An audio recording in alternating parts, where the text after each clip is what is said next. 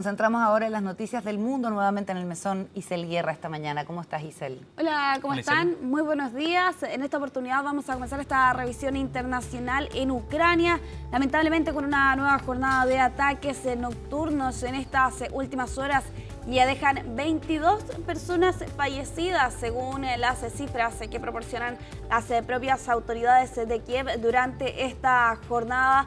Todo esto cuando lo vimos el día de ayer de parte del presidente de Estados Unidos, Donald Trump, de reducir sustancialmente este plazo de 50 días para que se alcanzara un acuerdo de cese a las hostilidades, o si no, en este caso los aliados comerciales de Rusia se podrían enfrentar a aranceles secundarios del 100%. Bueno, esa fecha de 50 días Trump la reducía el día de ayer a unos 10-12 días aproximadamente hasta el próximo 9 de agosto. Pero independiente de la amenaza que lanzaba en la jornada anterior el mandatario estadounidense, Rusia lanzaba estos ataques que no solo dejan 22 personas fallecidas, sino que además 85 personas lesionadas. Algunos hechos que dan cuenta de esta fatídica jornada en un centro penitenciario en la ciudad de Vilenki, en Zaporilla.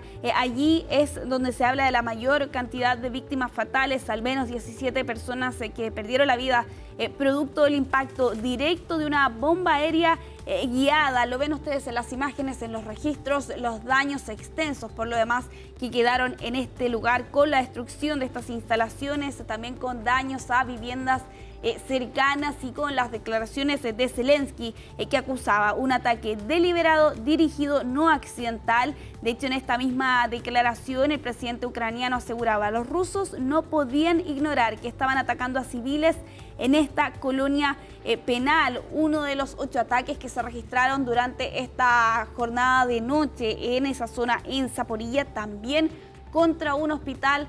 Parte de los detalles que hemos conocido en estas últimas horas cuando Trump ha reducido sustancialmente este plazo, ¿no?, de 50 días ahora a poco menos de 2 semanas para ver si es que efectivamente se consigue un cese a las hostilidades, aunque algunos expertos son más bien cautos respecto a estas declaraciones y estas advertencias que lanza el presidente estadounidense respecto de fechas y de plazos. Hacían alusión, por ejemplo, a lo que ocurrió en su momento con Irán y las negociaciones por el acuerdo nuclear que se estaban llevando a cabo a inicios de este año, que pese a las advertencias de fechas que había planteado el mandatario norteamericano, de todas formas, eso desembocó incluso a los combates que vimos con los ataques aéreos entre Irán e Israel. Lo cierto es que Rusia ha intensificado sus ataques, lo hemos visto en estos últimos 2 meses particularmente, aunque en paralelo se han llevado a cabo estas rondas de negociaciones en Turquía, al menos 3 oportunidades desde mayo en adelante. La más reciente fue hace solo algunos días atrás.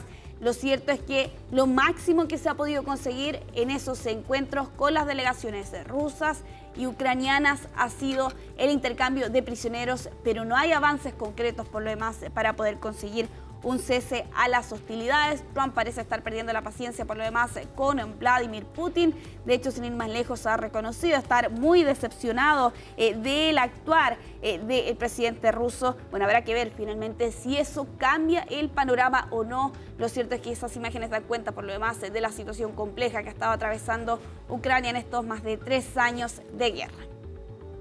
Vamos a avanzar en esta revisión internacional, vamos a continuar en China con estas imágenes que llegan desde la capital en Beijing, con graves inundaciones reportadas en los exteriores de esta ciudad que ya deja al menos 30 personas fallecidas, según las propias cifras que entregan aquí las autoridades. Inundaciones graves que comenzaron el día de ayer por la tarde, lo ven ustedes allí en ese registro de esta zona, ¿no?, en las afueras del norte de la capital china, completamente inundadas debido a estos días de lluvias con unas precipitaciones que se intensificaron el día de ayer. Al menos 30 personas fallecidas, entonces 28 en un suburbio montañoso en Millún, donde se reporta la mayor cantidad de víctimas fatales, y los daños que se ven por lo demás en estos registros. Seba, Carola, decenas de carreteras cortadas afectadas, lo que ya podría además dificultar las labores de rescate, más de 100 localidades afectadas y bueno, en esas imágenes se da cuenta también de la potencia del agua debido a estas inundaciones que ya dejan más de 30 personas fallecidas. Impresionante, las calles convertidas en ríos verdaderamente y deslizamientos de tierra también. Exacto. Se veían en alguna de las imágenes. Sí, de hecho es parte de los efectos que ha dejado este sistema frontal con deslizamientos de tierra en diversas localidades, con familias que apoyadas por lo demás por los equipos de emergencia y de rescate en estas últimas horas han tenido que hacer frente a esta emergencia. Cortes de electricidad, les mencionaba también los cortes en las carreteras, eso evidentemente dificulta poder acceder a la población que se ve más afectada por estas inundaciones en Beijing. Más de 80.000 personas reubicadas, según la información que entregan aquí las autoridades chinas en esta temporada de lluvias extremas, con estas inundaciones devastadoras, con estos deslizamientos de tierra, pero así como también con residentes que se ven vulnerables a estas catástrofes climáticas con la anterior temporada que fue bastante seca y eso evidentemente hace que los terrenos se cierren básicamente a poder recibir el impacto del agua en una temporada siguiente y eso se explica hasta cierto punto lo que se ha visto en estas últimas 2 jornadas allí en Beijing, donde finalmente se han reconocido las muertes de al menos 30 personas. Las imágenes son bastante graves y dan cuenta también allí del daño y de la extensión que ha tenido este fenómeno meteorológico en estas últimas jornadas. Vamos a quedar pendientes de actualizaciones que lleguen desde Estados Unidos, pero de China más bien, y nos vamos a Estados Unidos precisamente con esta información. Ghislaine Maxwell, que es la socia, se le ha calificado así, de Jeffrey Epstein. Claro. Ella también ha enfrentado a la justicia, de hecho está presa, tiene una condena por 20 años de cárcel y ahora le ha pedido a la Corte Suprema revocar precisamente esa decisión judicial, una solicitud que fue presentada el día de ayer ante el máximo tribunal estadounidense solicitando que se revoque su condena. ¿Cuál es el argumento? Bueno, ella acusa que fue procesada injustamente por un tribunal inferior cuando en 2022 se la declaró culpable de tráfico sexual y de otros delitos relacionados y con ello era sentenciada a 20 años de cárcel. El argumento específico para que se revoque su condena es que se señala que en 2007 Jeffrey Epstein, sus abogados, llegaron a un acuerdo con el Departamento de Justicia en medio de otro de los procesos que estaba enfrentando por ese periodo el traficante sexual y pedófilo convicto. Y en ese acuerdo que se llegó con los fiscales federales en Florida, se protegía a otras personas de que pudieran ser procesadas.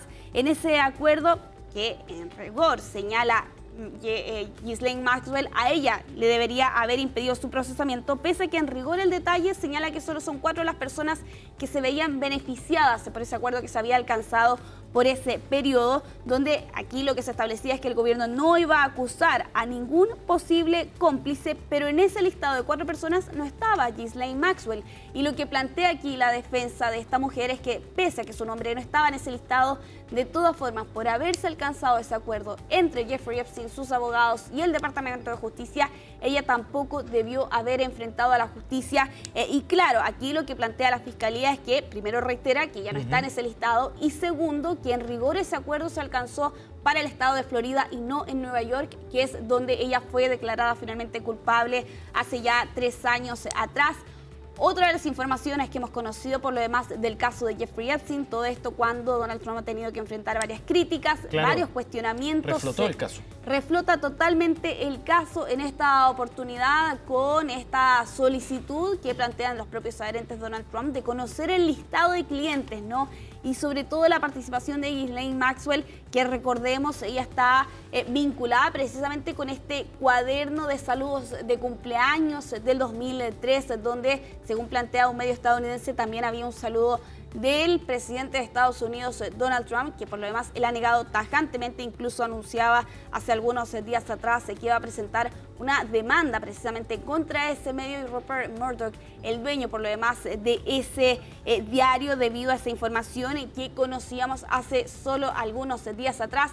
Habrá que ver finalmente si es que efectivamente la Corte Suprema decide no aceptar este caso y cuál podría ser eventualmente esa decisión que tome el máximo tribunal de Estados Unidos, en este caso con Ghislaine Maxwell, que está enfrentando tras las rejas esta condena de 20 años por tráfico sexual, así como también de otros delitos asociados. Conocido era también, y así lo establece la justicia, el vínculo de estos dos personas con Jeffrey Epstein, así como también la participación detrás de esos casos de tráfico sexual. Ya para ir cerrando esta revisión internacional, lo vamos a hacer en Escocia con Donald Trump, que ha inaugurado este campo de golf. Allí lo vemos en esas imágenes de esta jornada visitando su extensa propiedad en la costa norte. Exactamente, es suyo, pero lo que ocurre aquí, por ser Donald Trump presidente de Estados Unidos, es que abre un fideicomiso, ¿no?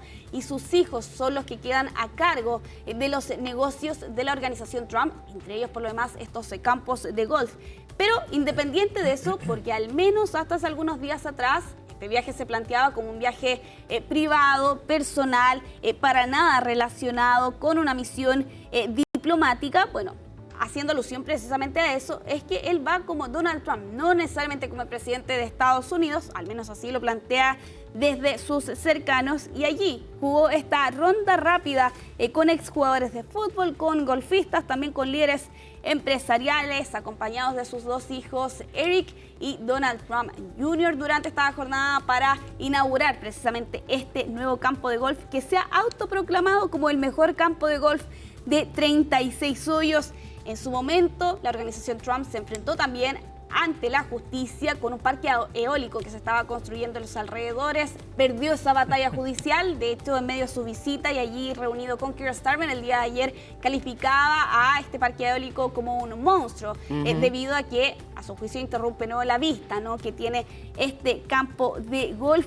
Lo cierto es que con esto también se marca el fin de este viaje por Escocia. 5 días estuvo allí, partió siendo un viaje privado, rápidamente tuvo tintes diplomáticos, se alcanzó este acuerdo comercial con la Unión Europea, con Ursula von der Leyen también, que veíamos hace algunos días atrás, y todo esto en medio de varias crisis que también estallaban en estas últimas jornadas, la situación entre Camboya y Tailandia, así como también lo ocurrido en la Franja de Gaza. En medio de este viaje precisamente es que Trump calificaba la situación en la Franja de Gaza como una real hambruna, parte, ¿no?, de lo que a todos los tintes que ha tenido por lo demás esta visita. Allí cortando entonces esta cinta roja, Trump, y acompañado de sus hijos, marca la inauguración de este campo de golf.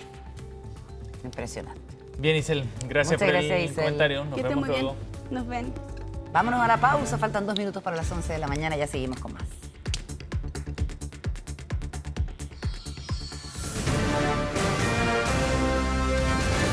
Hacemos una pausa y ya regresamos con CNN Chile Radio, AM